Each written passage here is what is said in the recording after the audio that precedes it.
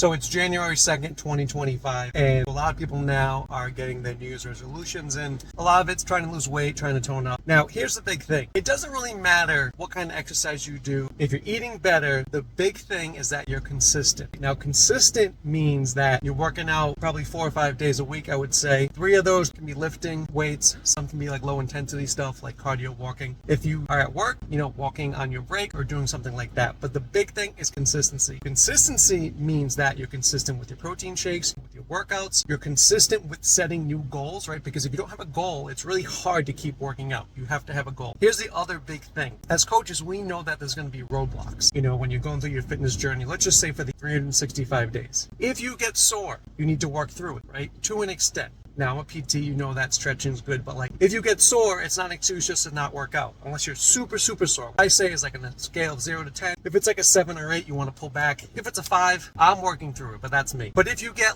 a slight injury, say your knee hurts, you modify, you do upper body. If you hurt your shoulder, don't lift as heavy in that shoulder, work the other side, just because the way my brain thinks. It's funny to me where, people are I gotta do the same on the other side. As you go through your daily life, nothing you do is symmetric. You usually reach for the cabinet with your dominant arm. You'll grab things with your dominant arm. As long as you're consistent with what you're doing and you're making gains, that's all that matters. Don't get so messed up by the minutia of everything has to be symmetric. Your body just craves movement. That's how you heal. As a PT, we know that back in the day, get hip replacement surgery, they used to keep people in bed. What happens is you lose your function, you get infection. So now after hip replacement surgery, as long as everything goes well, they get you up the same day. So just remember, it's a 365-day year journey. You got to stay consistent. And for me, that means I'm working out 355 days a year, even on vacations. It's about consistency. The last thing is not every workout do you have to crush. Sometimes I don't feel like working out. I'll go a little bit just to get kind of my mental state going, get the blood flowing, and that's all you need. So again, it doesn't matter really what you do for exercise to an extent, but the big factor, the big secret is just being consistent. And that's where an accountability coach helps.